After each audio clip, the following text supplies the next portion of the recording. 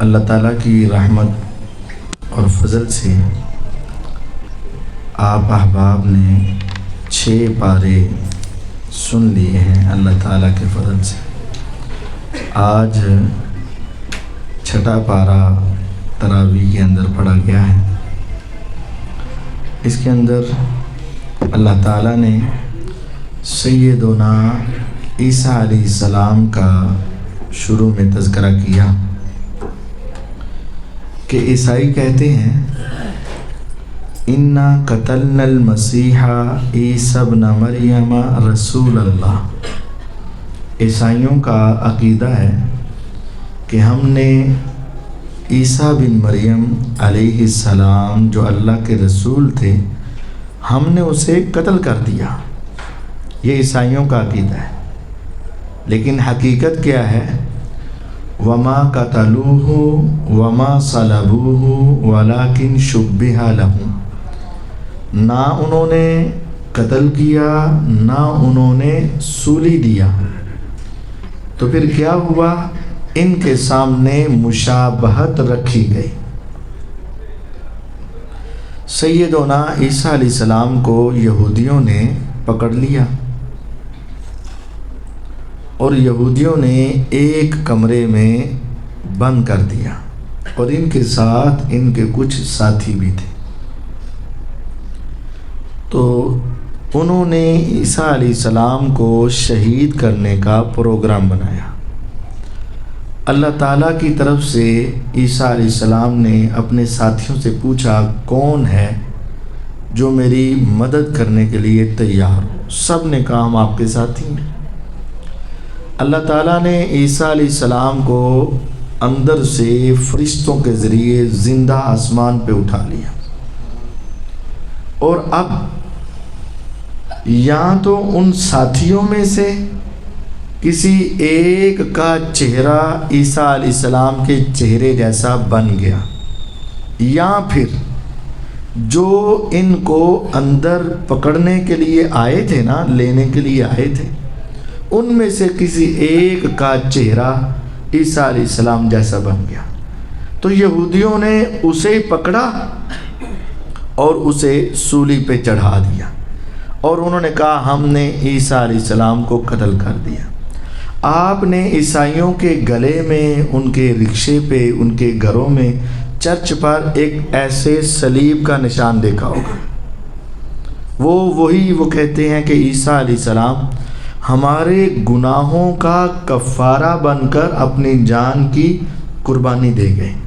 اب وہ کہتے ہیں عیسائی کوئی بھی گناہ کرے اسے گناہ نہیں ہوتا، کیونکہ عیسیٰ علیہ السلام ان کے گناہوں کا کفارہ بن گئے ہیں۔ اب وہ چلے گئے، گناہوں کا کفارہ بن گئے۔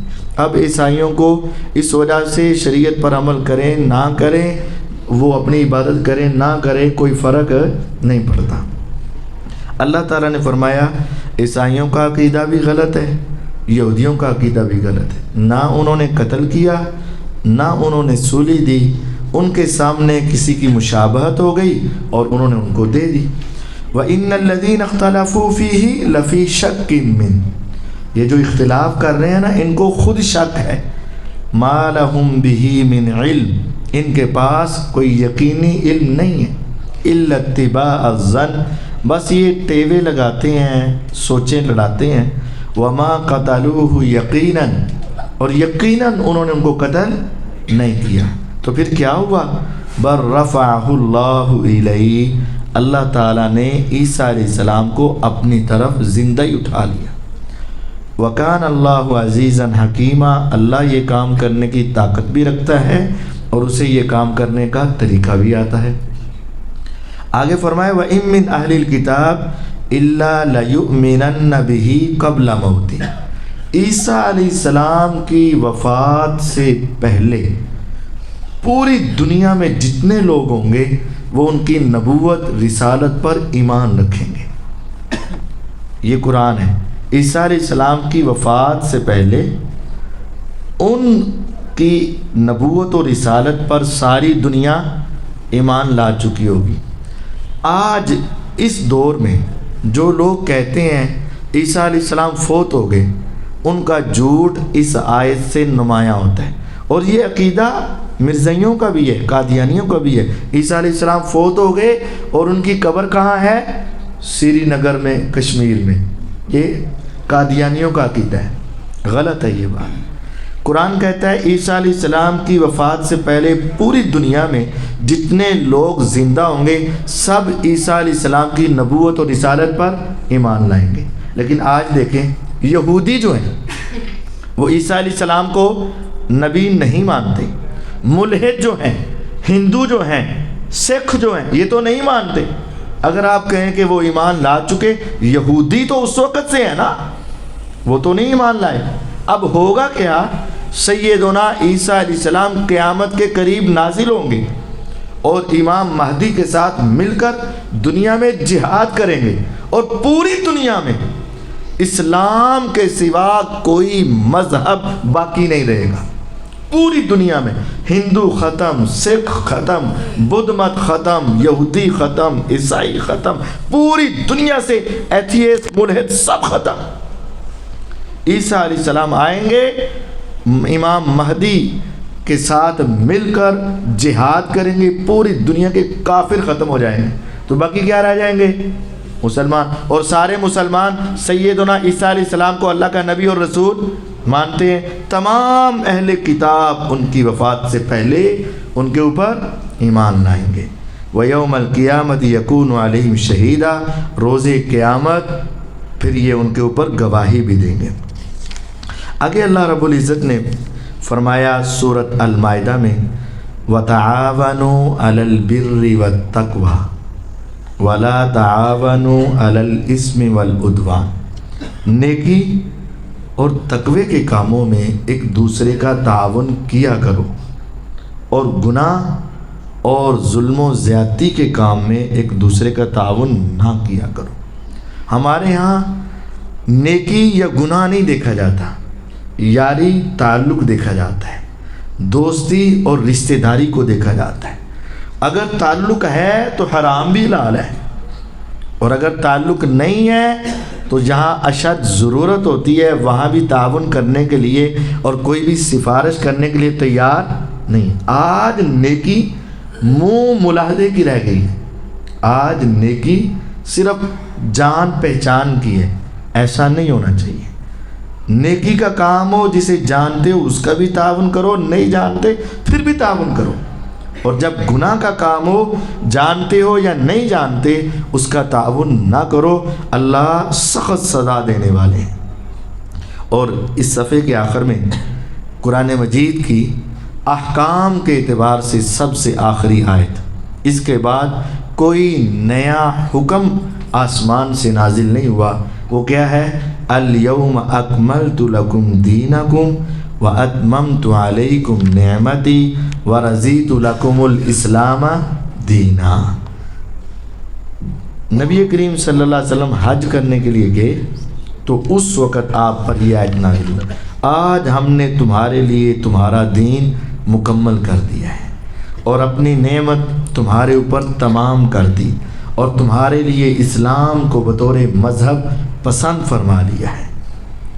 جب دین مکمل ہو گیا رسول اللہ صلی اللہ علیہ وسلم کی زندگی میں، اب اگر کوئی شخص اپنی طرف سے کوئی نیکی کرنا چاہے گا تو وہ دین میں اضافہ ہوگا، اور وہ دین میں اضافہ بدعت ہے، اور بدعت گمراہی ہے، اور گمراہی انسان کو جہنم میں لے جائے۔ دین مکمل، اور وہ سارے کا سارا رسول اللہ صلی اللہ علیہ وسلم نے آگے پہنچا دیا، بتا دیا۔ اسی بارے میں آیت ہے یا ایھا الرسول بلغ ما انزل الیک من ربک، اے رسول صلی اللہ علیہ وسلم جو آپ کی طرف، آپ کے رب کی طرف سے نازل کیا گیا ہے نا، وہ سارا ہی آگے پہنچا دیں۔ وَإِن لَّمْ تَفْعَلْ، اگر آپ نے ایک آیت یا ایک مسئلہ بھی چھپایا، فما بلغت رسالتا، تو پھر آپ نے اپنی رسالت کا حق ادا نہیں کیا۔ واللہ یعصمک من الناس، اللہ کا آپ سے وعدہ ہے یہ دنیا آپ کا کچھ بگاڑ نہیں سکے گی، اللہ آپ کی حفاظت کریں گے، بس آپ دین سنائیں۔ نہ یہودی، نہ عیسائی، نہ منافق، نہ مشرک، کوئی آپ کا بال بھی ٹیڑھا نہیں کر سکے گا، اللہ کا اب سے آپ سے وعدہ ہے۔ اس آیت کے بعد کوئی بھی کافر، کوئی منافق رسول اللہ صلی اللہ علیہ وسلم تک نہیں پہنچ سکا۔ اللہ تعالیٰ نے آپ کی حفاظت کا خصوصی ذمہ لیا۔ اس آیت کے نازل ہونے سے پہلے حضور کے پہرے دار ہوتے تھے۔ اللہ تعالیٰ آپ سب کو حج عمرے کی سعادت عطا فرمائے، اور آپ مسجد نبوی میں جائیں، وہاں روضۃ من ریاض الجنہ میں پہنچیں، وہاں پلروں کے اوپر کچھ لکھا ہے، پڑھیں۔ ایک ہے ایسا پلر جو حراسہ کا ہے، حراسہ پہرے دار، آج بھی وہاں وہ پلر ہیں، ستون ہیں، ہر ایک ستون کا الگ الگ نام ہے۔ استوانہ حراسہ، یہ وہ جگہ ہے جہاں حضور کے چوکیدار بیٹھا کرتے تھے، پہرے دار۔ استوانہ حضور کے، استوانہ سریر جہاں حضور کی چارپائی ہوتی تھی، آپ بیٹھا کرتے تھے، اور جہاں صحابہ بیٹھتے۔ ایک صحابی نے اپنے آپ کو ایک پلر کے ساتھ جا کر باندھ دیا، جب تک اللہ تعالیٰ میری توبہ قبول نہیں کریں گے میں گھر نہیں جاؤں گا۔ آج وہ پلر اور وہ جگہ بھی ہے، استوانہ ابو لبابہ انصاری رضی اللہ، سارے پلر ہیں۔ اللہ تعالیٰ آپ کو وہاں لے جائے اور آپ کو دکھائے۔ تو جب آپ پر یہ آیت نازل ہوئی نا، اللہ آپ کی حفاظت کرے گا، اس کے بعد آپ نے اپنا کوئی باڈی گارڈ نہیں رکھا، کوئی آپ نے محافظ نہیں رکھا، کیونکہ اللہ کا آپ سے وعدہ تھا، واللہ یعصمک من الناس، اللہ آپ کی حفاظت کرے۔ اس کے بعد اللہ رب العزت نے ایک آیت میں فرمایا، سورۃ مائدہ آیت نمبر 20 ہے، وَإِذْ قَالَ مُوسَىٰ لِقَوْمِهِ يَا قَوْمِ اذْكُرُوا نِعْمَةَ اللَّهِ عَلَيْكُمْ اِذْ جَعَلَ فِيكُمْ أَنْبِيَاءَ وَجَعَلَكُمْ مُلُوكًا۔ موسیٰ علیہ السلام نے اپنی قوم سے کہا، اے میری قوم، اللہ کی نعمتوں کو یاد کرو۔ وہ نعمتیں کیا ہیں؟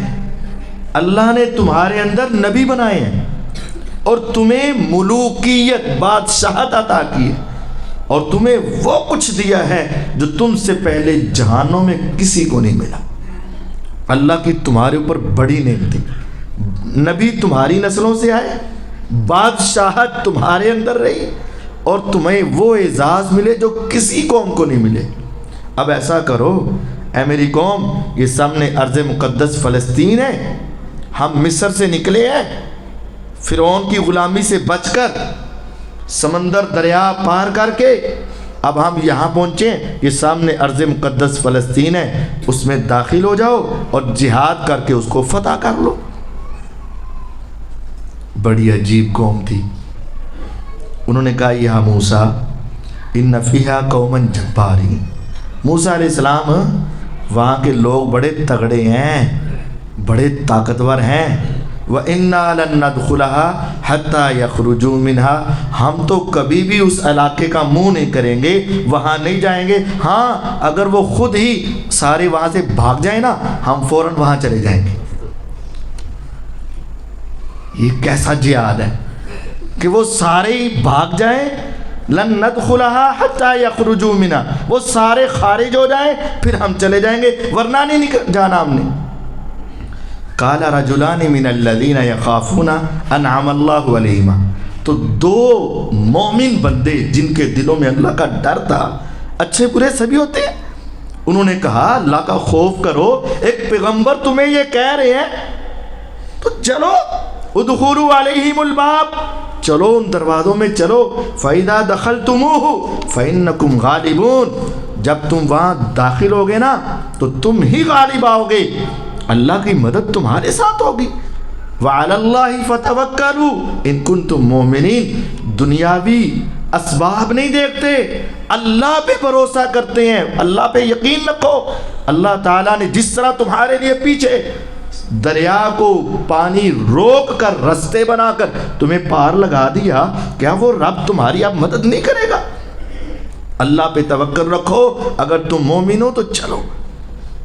لیکن وہ نہیں مانے، ایسی عجیب قوم، قالوا یا موسیٰ انا لن ندخلها ابدا ما داموا فیہ، موسیٰ علیہ السلام آ سیدھی سیدھی گل ساڑھے ہاتھ کھڑے کبھی بھی جب تک وہ وہاں موجود ہے ہم نہیں جائیں.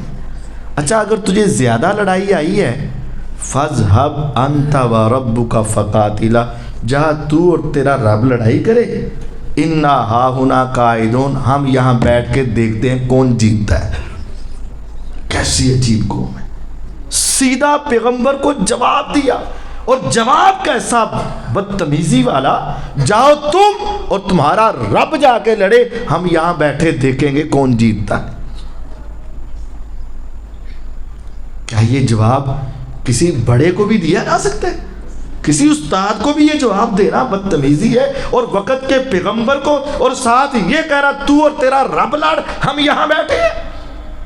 اللہ تعالیٰ کو پھر غصہ آ گیا, اور موسیٰ علیہ السلام کو بھی غصہ آ گیا. موسیٰ علیہ السلام کہنے لگے رب میں تو اپنے اوپر اختیار رکھتا ہوں, میں تو اپنا ہی جواب دے ہوں, اب نہیں مانتے تو کیا کروں. یا رب مجھے اور میرے بھائی کو معاف کرنا, ہمیں اس ظالم قوم سے دور کرنا. اللہ تعالیٰ کو غصہ آیا, فرمایا اب 40 سال محرمۃ علیہم 40 سنہ, 40 سال تک کھلے میدان میں اسی جگہ پہ تم خیمے لگا کے رہو گے. 40 سال تک تمہیں کبھی گھر نصیب نہیں ہوگا. 40 سال ساری زندگی ننگ گئی.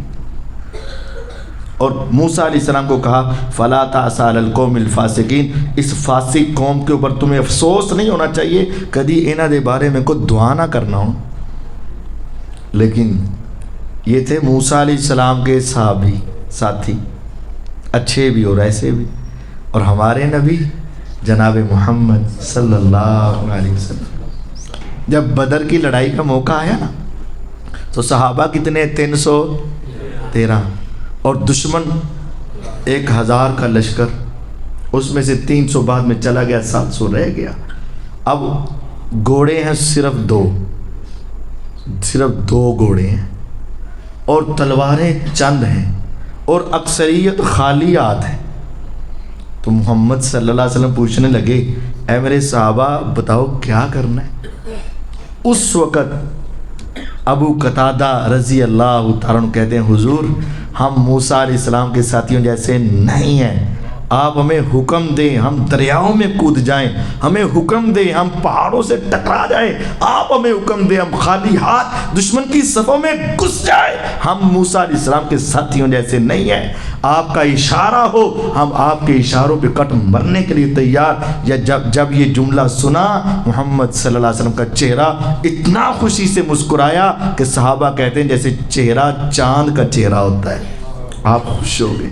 نبی علیہ السلام کے صحابہ لڑے, 313 لڑے, 1000 سے لڑے, اور اللہ نے فتح دی. اور پھر اللہ کو اتنا پسند آیا وہ جہاد, آسمان سے رب نے پردے ہٹا کر زمین کی طرف دیکھا اور کہا اعملوا ما شئتم انی قد غفرت لکم. اے بدر کے صحابہ آج کے بعد زندگی میں جو چاہو سو کرو, نیکی کرو یا نہ کرو, تمہارے گناہ بھی ہو جائے نا رب نے تمہیں لکھ کر دے دیا ہے کہ جنت تمہارے اوپر واجب ہو چکی ہے. اعملوا ما شئتم انی قد غفرت لکم, جو چاہو سو کرو رب نے تمہیں معاف کر دیا. پھر اس کے بعد آدم علیہ السلام کے 2 بیٹوں کا واقعہ ہے. وَاتْلُ عَلَيْهِمْ نَبَأَ ابْنَيْ آدَمَ بِالْحَقِّ, ان کو آدم علیہ السلام کے بیٹوں کا واقعہ سناؤ. اِذْ قَرَّبَا قُرْبَانًا, دونوں نے قربانی کر دی. قربانی آدم علیہ السلام سے, تو پھر ہمارے ہاں سنت ابراہیمی کیوں کہتے ہیں؟ قربانی تو آدم علیہ السلام کے دونوں بیٹوں نے کیا کی؟ قربانی کی. ان میں سے ایک کی قبول ہوئی دوسرے کی نہیں ہوئی, تو سنت ابراہیم کیوں کہتے ہیں؟ وہ ایک خاص واقعہ بن گیا نا, وہ اپنے بیٹے کو قربان کرنے کے لیے تیار ہو گئے اور انہوں نے کرنے کی پوری کوشش کی, تو وہ بھی ایک بڑا واقعہ تھا, اس وجہ سے سنت ابراہیمی کہتے. ویسے ہر دور, ہر امت اور ہر نبی کے دور میں قربانی کا سلسلہ جاری رہا. وَلِكُلِّ أُمَّةٍ جَعَلْنَا مَنْسَكًا, ہر امت میں قربانی نہیں. تو آدم علیہ السلام کے 2 بیٹوں نے قربانی کی, ایک کی قبول ہوئی دوسرے کی نہیں ہوئی. اب چاہیے تو یہ تھا کہ وہ اپنے اوپر غور کرتا, میری قبول کیوں نہیں ہوئی, لیکن غصہ چڑھ گیا دوسرے پر، قال لأقتلنک، کہتا ہے میں تمہیں قتل کر دوں گا۔ بھئی کیوں؟ بھئی تیری کیوں ہوئی؟ یہ کوئی بات، میں تمہیں قتل کروں گا، بھی میرا قصور کیا ہے؟ تیری قربانی کیوں قبول ہو گئی؟ انہوں نے کہا بھی وجہ یہ ہے انما یتقبل اللہ من المتقین، اللہ پرہیزگاروں کی قبول کرتا ہے، تو پرہیزگار بن، تیری بھی اللہ قبول کر لے گا۔ اس نے کہا نہیں، میں نے تمہیں قتل کر دینا ہے۔ یہ ہے حسد۔ اب ذرا دیکھیں، اگر میرے ساتھ کوئی ایسا مسئلہ پیش آیا تو میں اس کے ساتھ حسد اگر کروں گا تو تباہی ہو جائے گی۔ دنیا کا سب سے پہلا قتل کس وجہ سے ہوا؟ حسد۔ اس کی کیوں قبول ہوئی؟ حالانکہ سوچنا چاہیے تھا میری قبول کیوں نہیں ہوئی، لیکن سوچ کیا رہا ہے؟ اس کی کیوں ہوئی۔ یہ حسد ہے۔ بھئی اس کو یہ چیز کیوں ملی، اس کو یہ مقام کیوں ملا، اس کو یہ عہدہ کیوں ملا، یہ اتنا مقرب کیوں بن گیا، بس یہ حسد ہے۔ تو حسد کی وجہ سے اس نے کہا میں تمہیں قتل کر دوں گا۔ اس نے کہا تو کرنا چاہے تو کر دے، میں تمہیں کچھ نہیں کہوں گا۔ اس نے کر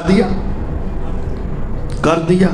نبی کریم صلی اللہ علیہ وسلم فرماتے ہیں وہ پہلا قتل جو اس روح زمین پر ہوا، اس کے بعد قیامت تک جتنے قتل ہوں گے ان سب کا گناہ اس پہلے کو بھی ملے گا، کیونکہ اس نے گناہ کا یہ قتل والا سلسلہ جاری کیا تھا۔ جو انسان گناہ جاری کرتا ہے ہمیشہ اس کو گناہ ملتا رہتا ہے، اور جو نیکی جاری کرتا ہے ہمیشہ اس کو نیکی کا سلسلہ ملتا رہتا ہے۔ آگے حکم ہے یا ایھا الذین آمنوا اتقوا اللہ وابتغوا الیہ الوسیلہ، اے ایمان والو اللہ تعالیٰ سے ڈرو اور اس کی طرف وسیلہ تلاش کرو۔ اللہ تعالیٰ کی طرف وسیلہ تلاش کرو۔ وسیلے کا حکم ہے آیت نمبر 35 ہے۔ اب وسیلہ کیا ہے؟ وسیلے 3 طرح کے ہیں جو جائز ہیں، اور کچھ ایسے ہیں جو حرام ہیں۔ جائز وسیلہ کیا ہے؟ وہ آگے ہی ہے، وجاہدوا فی سبیلی۔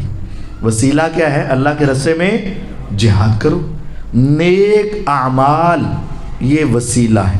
وسیلہ کا معنی ہوتا ہے ذریعہ، جس کے ذریعے ہم اللہ تعالیٰ کے قریب ہو جائیں۔ 3 وسیلے جائز ہیں۔ پہلا اپنے نیک اعمال کا وسیلہ۔ وہ معروف واقعہ ہے، 3 آدمی گھر سے نکلے، طوفان آیا، آندھی آئی، ہوائیں چلی، وہ جلدی سے ایک غار میں رکے، اوپر سے لینڈ سلائڈنگ ہوئی، بڑا سا تودا اور پتھر آ کے دروازہ بند کر دیا، غار کا منہ بند۔ اب وہ 3 تھے اندر، موت کی کشمکش میں، موت یقینی تھی۔ تو انہوں نے کیا کیا؟ اپنے نیک اعمال کا، ایک نے کہا یا رب میں بکریوں کا چرواہا تھک ہار کے آیا، رات کو میں نے اپنے ماں باپ کو دودھ پلانے کے لیے ساری رات پیالہ ہاتھ میں لیا کھڑا رہا، یہ نیک عمل تھا۔ یا رب میرا عمل اگر قبول ہوا تو اس پتھر کو پیچھے ہٹا دے۔ وہ پتھر جو 3 کے ہلانے سے نہیں ہلا، تینوں نے زور لگایا نہیں ہلا تھا، وہ اس کی دعا کے ذریعے سے میرے رب نے تھوڑا سا سرکا دیا، روشنی کی لہر آئی، امید کی کرن آئی۔ اب دوسرے کو کہا تو ہی کچھ یادگار زندگی جو کچھ کیتا ہی۔ اچھا ہمارے پاس بھی نا زندگی میں کوئی ایسی نیکی تو ہونا یار جس پہ ہمیں یقین ہو کہ یہ میری نیکی بہت بڑی نیکی۔ دیکھو اس کو اپنے اس عمل پہ یقین تھا۔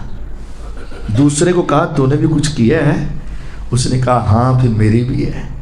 یا رب میں نے ایک مزدور رکھا تھا، سارا دن اس نے کام کیا، رات کو میں نے پیسے دیے، اس نے زیادہ مانگے، میں نے جو طے تھے وہ دیے، وہ غصے ہو گئے، کہا چاہ میں اے بھی نہیں لینے، جس طرح ہمارے یہاں بھی کہتے ہیں نہیں تھے میں اے بھی نہیں۔ وہ جا رب چلا گیا، میں نے تو جو طے کیے تھے وہ دے لیا، لیکن وہ زیادہ مانگ رہا تو میں نے نہیں دیے۔ اب وہ چلا گیا، کئی سال تک نظر نہیں آیا۔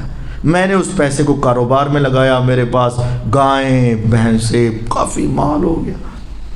ایک روز وہ مجبور ہو کر حالات سے کئی سالوں کے بعد آیا، اتعارفونی، کہتا ہے مجھے جانتے ہو؟ میں کہا ہاں وہ مزدور تم۔ اچھا اس نے کہا یار وہ تیری میری مزدوری کا مسئلہ تھا، اس روز میں جتنے مانگ رہا تھا تو نہیں دے رہا تھا، جتنے تو دے رہا تھا میں نہیں لے رہا تھا، اب میں حالات سے اتنا مجبور ہوں، جتنے تو دیتا تھا نا چل اتنے ہی دے دے مجھے. کتنا مجبور ہوا ہوگا, اور کئی سالوں کے بعد مہنگائی بھی ہوگی. تو اب وہ کہہ رہا جنہیں تو دے رہا سی نا انہیں دے دے. یا رب, لیکن میں نے اسے کہا کہ تیرے مال سے میں نے یہ کاروبار کیا, یہ سارا مال تیرے پیسے کا ہے, ان میں سے جتنا لینا ہے لے لے. یا رب, وہ بندہ بھی عجیب تھا, وہ سارا ہی لے گیا, اس نے ایک بھی نہیں چھوڑا, ایک بھی نہیں چھوڑا. یا رب, تیری رضا کی خاطر میں نے اس کا ہاتھ نہیں روکا, اگر وہ نیکی تجھے قبول ہے نا تو ہمیں اس مشکل سے نجات دے دے. رب تعالیٰ نے اس کو اور تھوڑا سا سرکا دیا, لیکن نکل نہیں سکتے تھے. تیسرے کو کہا یار تیری زندگی میں بھی کوئی حل لک سر عند اللہ بینک انت و بین اللہ, تیرا بھی کوئی اللہ کے ساتھ کوئی راز ہے کہ جو تجھے اور صرف رب کو پتا ہو, کسی اور کو نہ علم ہو. ایسے راز بناؤ, ایسے راز رکھو. کوئی تو ایسی نیکی ہو نا یار جو تمہارے اور رب کے سوا کسی کو نہ یاد. تیسرے کو کہا تیری بھی کوئی ہے تو بتا. اس نے کہا میری بھی ہے, چلے آج بتا ہی دیتا ہوں. اس کے بھی ہاتھ اٹھے. یا رب, تو جانتا ہے میں اپنے چچا کی بیٹی کے ساتھ کائنات میں سب سے زیادہ محبت کرتا تھا. میں نے کئی مرتبہ اس کے ساتھ غلط کاری کا ارادہ کیا, لیکن وہ پاک دامنہ عورت نے مجھے اپنے قریب نہ آنے دیا. میری زندگی کا صرف ایک ہی مقصد تھا, میں اس کو پالوں, لیکن وہ نہیں ملی. اور ایک روز وہ حالات سے مجبور ہو کر میرے پاس آئی اور اس نے کہا مجھے کچھ پیسے ادھار یا قرض یا ویسے دے دے. کتنی مجبور ہوئی ہوگی. تو میں نے کہا پیسے تیرے لیے, لیکن اپنی عزت میرے حوالے کر دے. وہ میرا موقع تھا زندگی کی ایک آرزو کے پورے ہونے کا.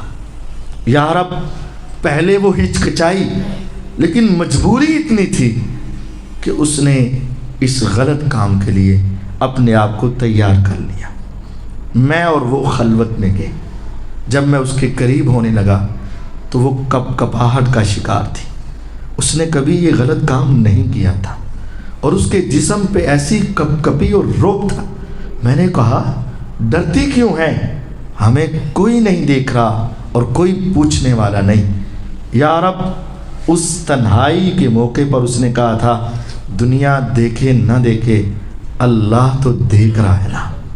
یا رب, جب اس نے تیرا نام لیا نا, تیرا روب اور خوف میری ذات پہ ایسا آیا کہ صرف تیری رضا کی خاطر, صرف تیرے خوف کی خاطر میں اس سے دور ہوا. میں نے اس کو پیسے دیے اور میں نے اس کی عزت کو خراب نہیں کیا. یا رب, اس وقت گناہ کے موقع پر میں نے اپنی زندگی کی سب سے بڑی سوچ کو جب تیرے ڈر کی وجہ سے ختم کیا. اگر وہ گناہ سے رکنا تجھے قبول ہوا نا تو ہمیں اس مشکل سے نجات دے دے. اللہ کی قسم, وہ پتھر فوراً سے پیچھے ہٹا اور وہ تینوں اپنی نئی زندگی لے کر دنیا میں آ گئے. ان تینوں نے کیا کیا, اپنے نیک اعمال کا وسیلہ دیا.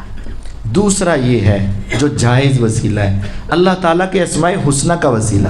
وَلِلَّهِ الْأَسْمَاءُ الْحُسْنَى فَادْعُوهُ بِهَا. اللہ کے نام ہے. یا رب, تو غفار ہے, تیرے غفار ہونے کا واسطہ مجھے معاف کر دے. تو رزاق ہے, تیرے رزاق ہونے کا واسطہ میرے رزق کے دروازے کھول دے. یا رب, تو رحمان ہے, تیرے رحمان ہونے کا واسطہ میرے اوپر اپنی رحمتوں کا نزول فرما دے. اللہ کے ناموں کو یاد کرو اور اس کے ناموں کا وسیلہ اور واسطہ دے کر اس سے سوال کرو. میرا رب یہ تمہیں سکھاتا ہے وَلِلَّهِ الْأَسْمَاءُ الْحُسْنَى فَادْعُوهُ بِهَا. اس کے ذریعے پکارو, اللہ تمہاری دعائیں قبول کرے. تیسرا جائز وسیلہ یہ ہے کہ نیک آدمی ہو, اللہ کا ولی ہو, بزرگ ہو, اس کے پاس جائیں اور اس سے دعا کروائیں. صحابہ رضوان اللہ علیہ مجمعین حضور علیہ السلام کے پاس آتے اور آپ کہتے ہمارے لیے دعا کر دیں. ایک صحابی 80 سال کی عمر کو پہنچے, اور ان کے سامنے والے یا ماتھے کے بال کالے ہیں، باقی سارے بال سفید ہیں۔ پوچھنے والے نے پوچھا یار یہ کیا بات ہے، سارے ماتھے کے بال کالے، داڑھی بھی سفید، سر بھی سفید۔ اس نے کہا کہ حضور کے پاس میری امی مجھے لے کر آئی تھی، میں امی کی گود میں تھا، اٹھا کر حضور کے پاس لے کر آئی، کہا اس کے لیے دعا کر دیں۔ حضور نے یہاں ہاتھ رکھ کے کہا اللہ اس بچے کو برکت عطا فرما۔ پیغمبر کے ہاتھوں کا لگنا ہے آج تک میرے بال سفید ہوئے ہی نہیں۔ نبی کریم صلی اللہ علیہ وسلم سے صحابہ دعائیں کرواتے تھے، تو نیک آدمی سے جا کر دعا کروائیں۔ یہ 3 وسیلے جائز ہیں۔ اور پھر حرام کیا ہے؟ حرام وسیلہ یہ ہے کہ کوئی شخص یہاں بیٹھا کسی غیر کو پکارے، یا رب اس کے وسیلے سے میری دعا قبول فرما، اس کے واسطے سے میری دعا قبول فرما، اس کے طفیل سے میری دعا قبول فرما، یہ حرام ہے۔ قبر والے کا وسیلہ، فوت شدگان کا وسیلہ، دور بیٹھے کا وسیلہ، ذاتوں کے وسیلے بنانا یہ جائز نہیں۔ لوگوں نے کہا جب آدم علیہ السلام نا آسمانوں سے جنت سے نکال کر زمین پہ بھیجا گیا تو پھر وہ ان کی دعا قبول نہیں ہو رہی تھی۔ یہ لوگ جھوٹ بولتے ہیں، دعا قبول نہیں ہو رہی تھی تو کیا ہوا؟ آدم علیہ السلام نے ایسے آسمان کی طرف دیکھا تو نیچے لکھا ہوا تھا لا الہ الا اللہ محمد الرسول اللہ صلی اللہ علیہ وسلم۔ تو آدم علیہ السلام نے کہا اللہ تجھے اس نبی کا واسطہ ہے، میری دعا قبول فرما۔ تو اللہ تعالیٰ نے کہا تمہیں کیسے پتہ چلا؟ کہا جی تو آپ کے عرش کے نیچے دیکھا تھا، تو اللہ نے اس کے وسیلے سے دعا قبول کر لی، لہٰذا ہمیں بھی ان کا وسیلہ ڈالنا چاہیے۔ یہ جھوٹ ہے، ایسا نہیں ہے۔ قرآن ہمیں یہ کہتا ہے انہوں نے کیا دعا مانگی تھی؟ ربنا ظلمنا انفسنا وان لم تغفر لنا وترحمنا لنکونن من الخاسرین، اور یہ سمجھ رہے یہ وسیلہ ہے، جھوٹ ہے۔ سیدنا عمر رضی اللہ عنہ کے دور میں، آخری بات، سیدنا عمر رضی اللہ عنہ کے دور میں نا قحط سالی آ گئی، تو عمر رضی اللہ عنہ نے صحابہ کو لے کر مسجد نبوی سے نکلے تو کھلے میدان میں گئے۔ قبر مبارک حضور کی قریب ہے، اور ابو بکر رضی اللہ عنہ نبیوں میں سب سے عظیم محمد الرسول اللہ صلی اللہ علیہ وسلم، اور پوری دنیا کے ولیوں میں سب سے بڑے ولی ابو بکر رضی اللہ عنہ، نبیوں کے امام اور ولیوں کے امام دونوں کی قبر ہے۔ لیکن صحیح بخاری کے حدیث ہے عمر رضی اللہ عنہ لے کر نا باہر چلے گئے اور جا کر کیا کہا؟ یا رب پہلے تیرے پیغمبر محمد صلی اللہ علیہ وسلم ہمارے درمیان زندہ تھے، ہم ان سے دعا کرواتے تھے، آج وہ نبی نہیں رہے، ہم حضور کے چچا عباس رضی اللہ عنہ کو لے کر آگے جو باپ کی جگہ پر ہیں، ہم ان سے دعا منگوائیں گے، اللہ تو بارش نازل کر دینا۔ عباس رضی اللہ عنہ کے ہاتھ اٹھے، انہوں نے دعا مانگی، صحابہ نے آمین کہا، اللہ تعالیٰ نے آسمان سے بارش برسائی۔ یہ طریقہ ہے زندہ آدمی سے دعا کروائیں۔ اگر کسی کی ذات کا وسیلہ ڈالنا جائز ہوتا، اگر کسی کی قبر کا وسیلہ ڈالنا جائز ہوتا، اگر کسی فوت شدہ کا وسیلہ ڈالنا جائز ہوتا تو اللہ کی قسم صحابہ سب سے پہلے محمد الرسول اللہ صلی اللہ علیہ وسلم کا وسیلہ ڈالتے اور ان کے بعد ابو بکر رضی کو ڈالتے یا ان کی قبر پہ پہنچتے، لیکن انہوں نے ایسا نہیں کیا۔ جو جائز وسیلے ہیں ان کو ضرور اپنائیں، جو ناجائز ہیں وہ شرک کے اندر آتے ہیں، ان سے بچیں۔ اللہ تعالی ہمارا حامی و ناصر ہو۔ وآخر دعوانا ان الحمد للہ رب العالمین۔